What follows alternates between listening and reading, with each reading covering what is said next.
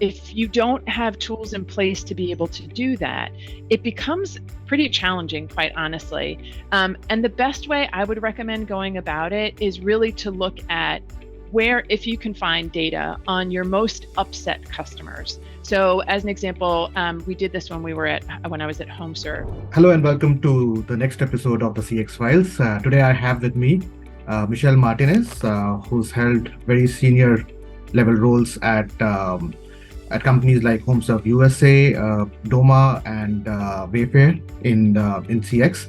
She's a CX thought leader and a speaker, and she's going to talk to us about something that we normally don't talk about on this podcast. We normally talk about how you should collect customer feedback. Michelle is going to talk about today data that companies organically collect from their customers, but do very little about. It's a fascinating subject. With that, I'd like to welcome Michelle. And Michelle, please do a better job of an introduction for yourself. But great to have you here, and we're very keen to hear your thoughts on customer experience. Well, thanks so much for having me. I have to say, I'm really excited about this conversation because you're asking some questions that I think are going to be really interesting to a lot of people. So I'm really excited to delve into the topics. And in terms of my background, I think you pretty much covered it. Yeah, I've been around the block for a while.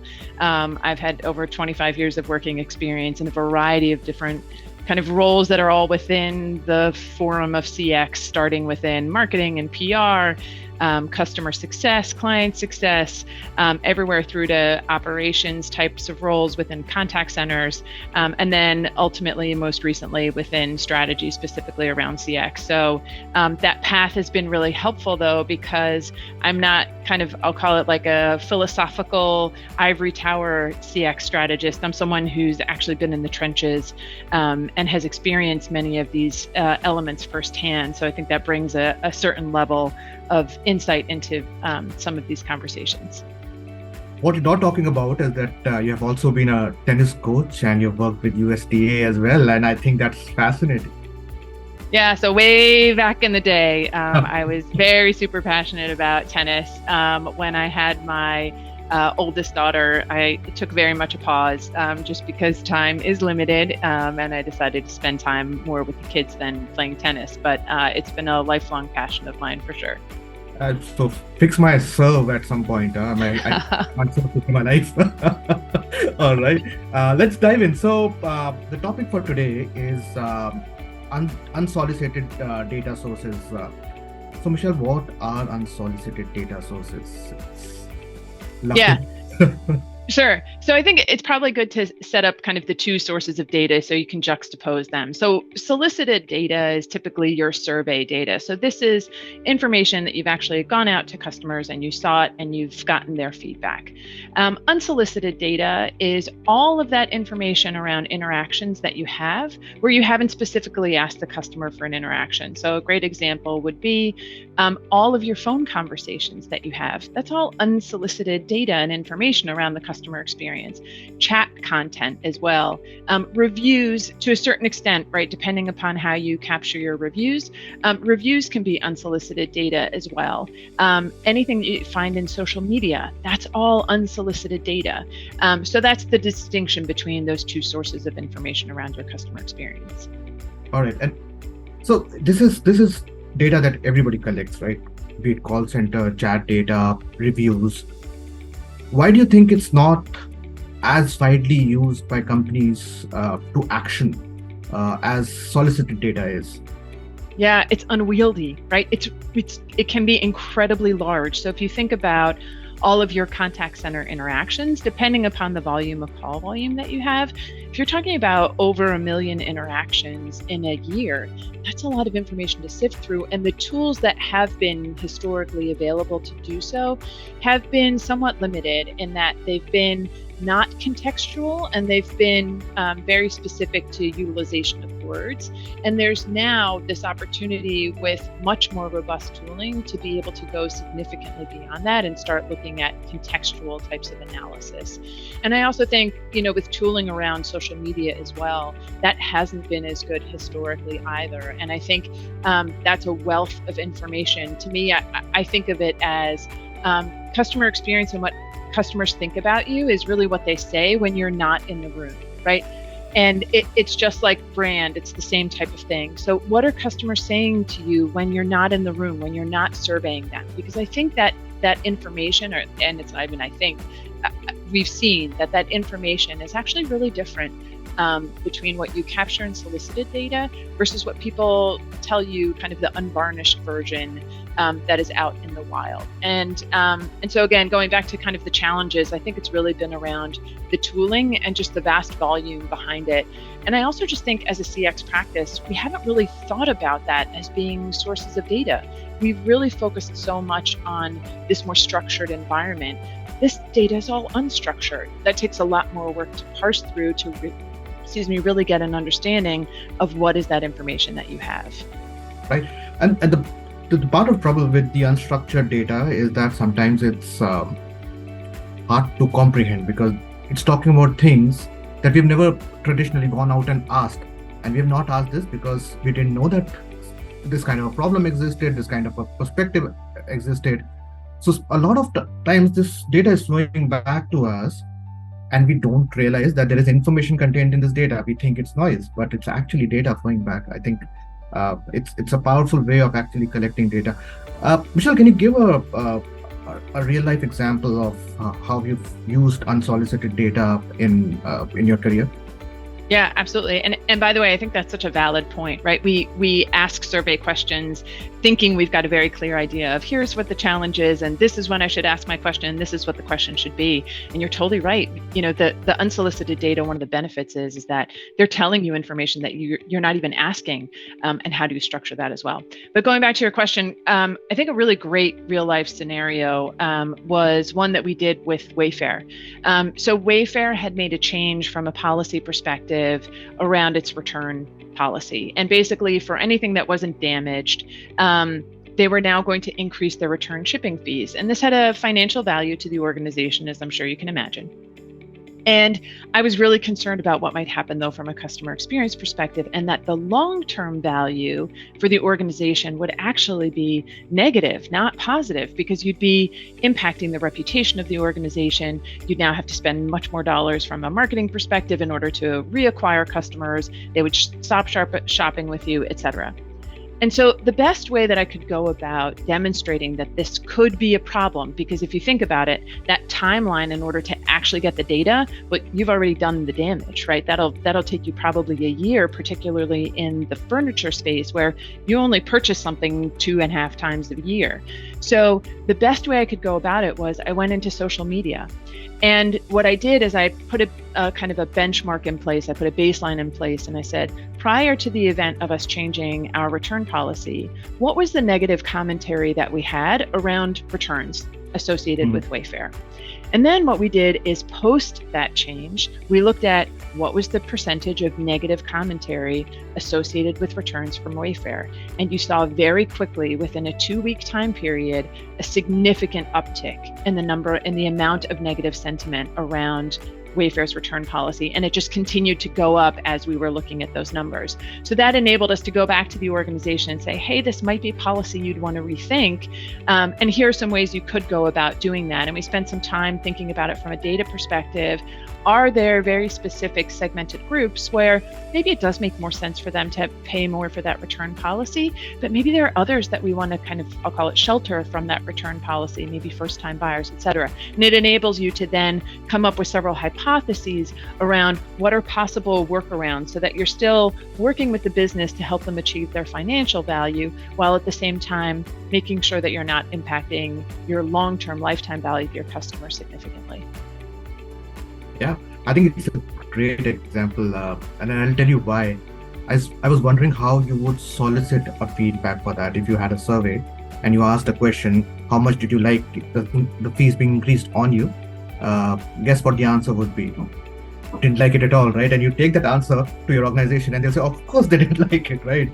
So I think the only way to do this is through the organic, unsolicited data like you spoke about. And I think that's powerful because otherwise, how do you sell the idea of customer lifetime value and how these kind of actions can affect your long-term economic perspective rather than making short-term quarterly business goals that we are all looking at. So that's great, Michelle. So can you talk us through some of the tools and techniques that you've used to gather this data, and then to maybe take it from being a data point or a hypothesis to actually action that you can take basis that? Yeah, absolutely. So one of my favorite tools, I've been using them a couple of times now, comes from an organization named Spiral. And Spiral really does some of that work that I was talking about before. They've migrated from that non-contextual analysis. So as an example, when some other tools did sentiment analysis, they would look for negative words and they would count the number of times a negative word comes up in whatever transcript you're looking at. But the problem with that is that sometimes you can have negative words come up, but it's actually overall a positive sentiment around that experience or around that that piece of feedback. So what the new tools, sorry? Or vice versa. Yeah, exactly. Or vice versa. You could have positive words and it actually be negative sentiment. Totally. And so with these applications of AI now, you've got this amazing capability to start looking at the contextual environment so that now you can understand, although there are negative words in here, overall, this is actually a positive comment. And then what you can do is you can start applying that information to whatever root cause is associated with that. So if somebody should call in and say, I tried really hard to use your website.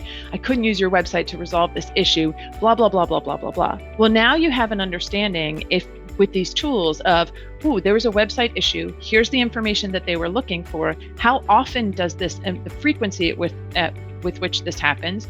You apply a severity by doing this sentiment analysis piece on top of it. And now you've got a really structured way to be able to prioritize what actions you need to take within the organization, because it's by volume, it's by severity. And you can now go back and say, hey, look, we're getting a lot of feedback that on this page on the website, people are looking for X, Y, and Z, and they're just not finding it, and they're picking up the phone. And the great benefit to an organization is you can now say, hey, if we can deflect these phone calls by resolving the root cause issue of fixing whatever they're looking for on that website, well, now I've saved the organization a whole bunch of money. And oh, by the way, I've also improved the customer experience at the same time, which is kind of the magical panacea that we all want to be in CX, which is we want to deliver cost savings and ROI while at the same time improving customer experience. So that's really kind of the mechanism that you go through. And those are some of the tools that I've liked. And so one of the things that you can do, and I think we touched upon this in our previous conversation, was how do you link the experience across channels, right? So you spoke about people on calling you because they were looking for some information, and there were and you could see some rage clicks on a particular website at a particular place, and that's where you figured out, okay, this guy was trying to find some information on this page and he's calling now, right? So that becomes a powerful way of actually using that data to take action, right? Yeah, and it's such a great point. There are a variety of different ways that you can get to that. One is you can have teams in-house that have an understanding of, I've got this data source, so let's say it's maybe your product team that's responsible for your website data, and then you've got your service team that's responsible for your contact center data. It's really important for those two teams to collaborate and share that information to be able to get insight. Some of the more advanced organizations, or those that have an opportunity to really invest in technology, there are several omni-channel solution providers that are doing a much better job of being able to tack and tie all of these elements together. Intercom is one of the ones that I know of that's able to pull together, hey, I see that this person went to the website. This is the page that they were last on. This is the moment that they decided to call you in the contact center. And so you can tack and tie that data together on the back end to be able to really understand that root cause. Fantastic. So you've come to a place where you have data, right? So you've collected data. You have to now take this data and turn it into information. Take us through that process. How does that happen? Yeah, so I'll tell you, I kind of cheat. So Spiral as a tool does that for you essentially, right? Their tooling, when they're taking in some of the contact center volume, chat volume, review volume, I don't think that they're quite robust yet on the social media side. I've used tools like Sprinkler in the past in order to be able to do that. But when you aggregate that information, that already comes essentially aggregate that data. It comes prioritized to provide you with the information that you need to know. And it also is pretty clear about this is the root cause that you need to address. So that comes as an output. And so that's why I call it a little bit of a cheat in terms of how you go about it, because now you've got really tangible insight to be able to go to the rest of the organization and say, hey, again, these are my 5 top root causes for contact center drivers. I'm bringing that to the organization. These are the things that you might want to fix. Maybe we can work collaboratively on how to be able to do that, right? Otherwise, if you don't have tools in place to be able to do that, it becomes pretty challenging, quite honestly. And the best way I would recommend going about it is really to look at where, if you can find data on your most upset customers. So as an example, we did this when I was at HomeServe, and we looked at what are the characteristics of our most upset customers. And what we found is that it was customers that had contacted us it was somewhere around 3 to 4 times, called us more than 3 or 4 times. Those were the customers that got escalated pretty quickly, and the severity of their complaint became very intense. And so we took a look at that data. And so we sequestered all of our conversations of customers that had 4 or more contacts with us. And we actually really focused on a narrow band of customers that had 10 to 13, which was tragic, right? Unfortunately, HomeServe had a bit of a problem, which was when customers fell off the happy path, I'll call it, they didn't just stumble off the happy path, they fell down the entire flight of stairs, bumping along the way. And so we said, let's figure out what's going wrong with these really bad experiences where they're contacting us 10 to 13 times. And it was manual, right? Listened to a bunch of phone calls, and we wrote down what did we find to be the drivers. We would do all of the hard work in terms of identifying what that root cause was. And then we came back to the organization and we said, okay, in this narrow sliver of where it's really, really bad, here's why it's really, really bad. And we map that against, kind of the classic, map it against the customer journey and be able to pinpoint, here are the 2 or 3 spots where you've got the most challenge from a customer experience. Let's work together on being able to resolve that. Fantastic. Now comes the hard part, right? So you've got the data, you've got an insight. You've now got to go to a team that needs to address it, right? As CX professionals, we can only pass on this information, right? How do you go and sell this data to internal teams? And now I'm talking about both upsell, because you have to sell the idea to your own bosses, maybe their team leaders, and also laterally to the team to take action basis this data. Yeah, so great question. And it's so important because I think a lot of times we stop at okay, well, I've got the data and insights and now it'll be great. But no, you actually have to do that additional legwork. So I think there's one core component that's foundational that has to happen before you get the data. And that is you have to have already built relationships within the organization. So one of the core things CX practitioners need to do is really, I'll call it reach across the aisle, but it's just touch base with all of those parts of the organization that are maybe upstream of where you are or in some part of that customer experience pathway, and have conversations with those people to understand what are their goals, what's driving them, what are their KPIs that they have in place. Once you understand their perspective as a leader, now you can start to think about, all right, how do I shape that data that I have into a meaningful story that really covers the what's in it for you when I'm having the conversation with someone. And it's interesting because when you have these conversations, particularly the larger, the more matrix, the more siloed an organization, what you actually find is that you sometimes have competing goals. And that's actually something that's really worthwhile because very few people within the organization will have the perspective to be able to see that, hey, the sales team over there has an objective and a KPI that is directly in opposition with what the marketing team is trying to achieve. They can't both be successful. And you can actually escalate and elevate those conversations to others within the organization and let them know it might be worthwhile for us to kind of realign and make sure that we're all kind of marching to the same beat and the same drum. So that foundational work needs to be in place, and building those relationships is really important. And I'm a huge advocate of not just business relationships. I'm a huge advocate of bringing in the personal into those conversations. Ask about family, ask about pets. get to those emotional drivers and connectors with other people so that you can then really come in with some of that tougher conversation, and you've got that emotional basis behind you. So those would be the two foundational pieces. I think secondarily, once you get to the storytelling, and I think you call it correctly, storytelling around the data that you've captured, you really have to think about what are the emotional drivers that I can leverage in order to get people to buy in? Because the reality of it being, as much as we want to be data driven and as much as we want to think that we are super rational human beings, we're not. Our decision making, I can't remember who it was, whether it was Gallup or somebody else, has identified that 80 to 90% of decision making is based on emotion. And then we apply data to that emotion. So you start with emotion. With that being the case, as a CX practitioner, and also knowing that that's how your customers typically also respond, is emotion first and then kind of data.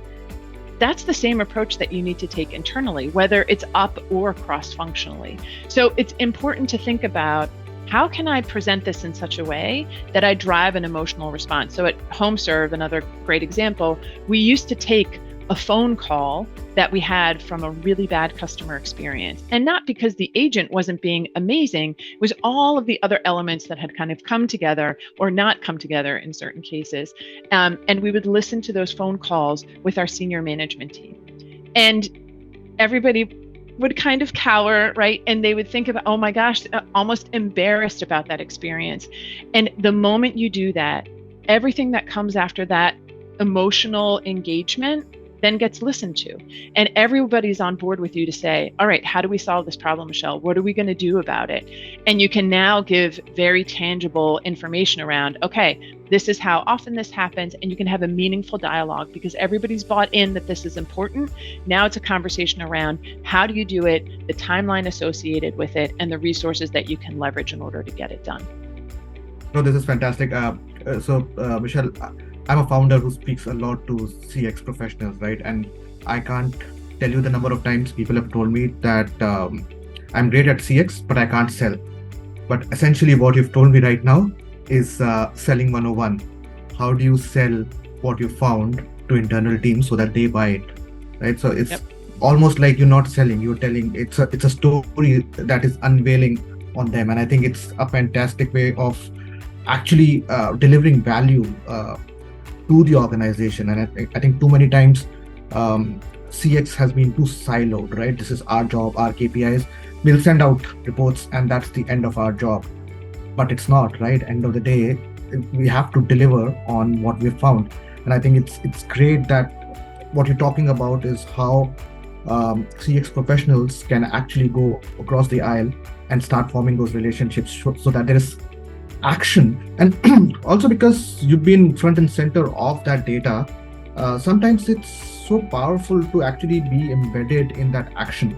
The value that the teams can derive out of it is tremendous. I think that's a great point you make. So give me like an example of what you've done and you've been really proud of in terms of capturing, and I know you touched upon a part of it earlier also, but if I was to ask you like one stellar success story of using unsolicited data and applying it to a company, what comes to mind? Yeah, I do think that Wayfair example that I gave before was pretty powerful. We've done it in the past at Wayfair, at HomeServe as well. Going back to looking at those phone calls from those customers that were between 10 and 13 phone calls, and going through that analysis and identifying where the source of pain really was. I think those are probably the two best examples that I have. And there was one thing that I just want to say and make sure that everybody's super clear on, which is I've learned so much more from my failures than I have from my successes. And as much as this sounds like Michelle's done all this great work, like a lot of it has been because I didn't do the good work or the outcome wasn't what I anticipated it to be, and having learned from that experience as well. So I just want to put that out there, that as much as it sounds like it's all great and it's all perfect, there's a lot more falling down than I think we very often share with one another. And I want to share that I've done my fair share of falling down. No, fail more is a mantra, right? You fail more means you're trying more. You're going out of your comfort zone. So I think it's great. So if I was to summarize this, you're saying unsolicited information is powerful because now we have information which has come directly from the customer when you are not around. So they're telling you things that they would otherwise not tell you. It's great because they're telling you about things that you didn't even know existed, or perspectives or motivations that otherwise you would not have asked for. You can take this data, make this into some kind of a hypothesis, and you talked about tools like Spiral, which would help you do that. Take this data, and most importantly, how do you take this data and actually start to make an impact by forming those relationships with the team, selling the idea of corrective actions to the team, and therefore I think that's a great way of doing it. And on our podcast, we talk a lot more about soliciting data. How do you get data? How do you get more data? But I think this is extremely powerful. So thank you, Michelle. So this was the hard part of the conversation. Now we'll go to the really hard part of the conversation, which is the rapid fire question. Okay. So I'm going to ask you a few rapid fire questions. So in the spirit of rapid fire, try and answer it as quickly as possible, ideally with one word, but I know what happens. So if you need to talk more, I'm not going to stop you. I'm going to just nag you a little later, but let's start. Okay. So what's one word or one phrase that to you describes CX perfectly? Emotion. Okay. What's the most important CX metric for you? Apex score. And I can talk more about that. It's a new score. I'm really high on these guys. They've kind of unlocked how do you get to the emotional drivers of your customer experience? So NPS is very much about, would you recommend our product to somebody else, or your experience or whatever it may be to somebody else? Apex actually asks questions around the key emotional drivers, and it's really figured out a way to be able to quantify what I'm going to call the squishiness of feeling. So I'm super high on them. So Apex score is mine. Okay, so we have our next topic of our podcast now, Apex score. Michelle, we need to do this at some point. Okay. The brand that you admire most for its CX? Lemonade. Oh, really? Okay. I thought you would say Wayfair. I think Wayfair is great as well. What's the biggest myth about customer experience? That it's all data driven and that it doesn't include emotion. Okay. Future of CX in one word? Predictive. Oh, nice. Okay. One tool or technology you think is going to change CX? That's going to change CX. CX, yeah.